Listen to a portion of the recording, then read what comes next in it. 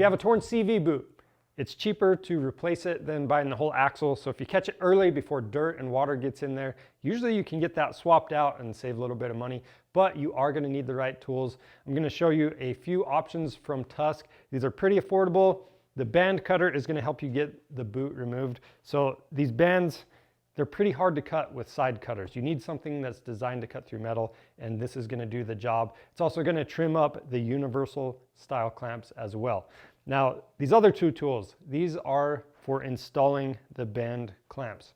So this banding tool, it's going to work with the universal style clamp, and then the clamping tool is going to work with the ear style clamp. Now, these are usually more machine specific, and when you go to order your boot, you want to make sure you look at the picture and get the correct tool for whatever clamp you have. So with all that being said, let me show you how to use each one really quick.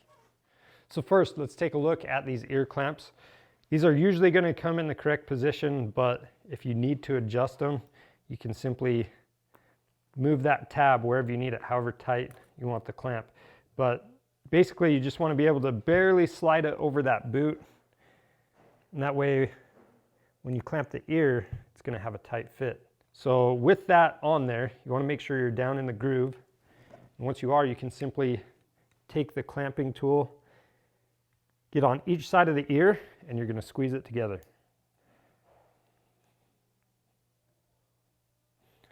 So we're tight right there.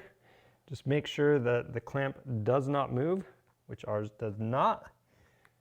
We're good to go. We can go ahead and do this inner one. Now for the smaller clamp, we have this unwound. I'm going to stick that on there and pull it tight. And something you want to pay attention to is how your axle is going to be rotating. So if this thing is rotating in this direction, we want this tab when we finish to be facing the opposite way.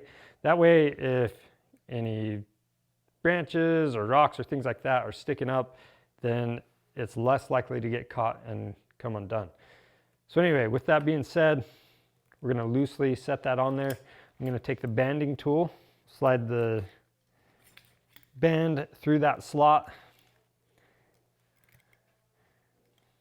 and then to wind it up, this tool just slides to the side and is going to go over the band. We're going to pull it tight, give it a wind, make sure everything is snug on the boot itself. You obviously want to get it snug, but you don't want to get it so tight that you're actually cutting the boot.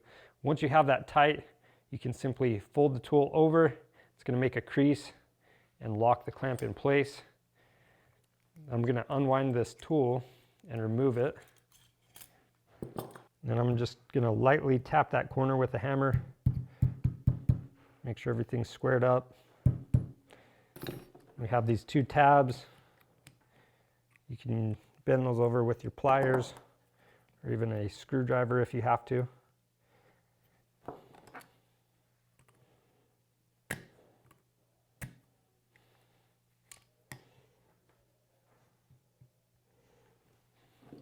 And then to make sure everything's tight, I'm going to lightly tap it with the hammer. That's looking pretty good. That band is tight, it's not going anywhere. So I can go ahead and trim this end up. I'm going to leave about 1/4 inch on there. I'm also going to trim up the corners. And last, just make sure that is pushed down and out of the way. You're good to go. So those are the two most common styles of clamps you're going to find on these CV boots.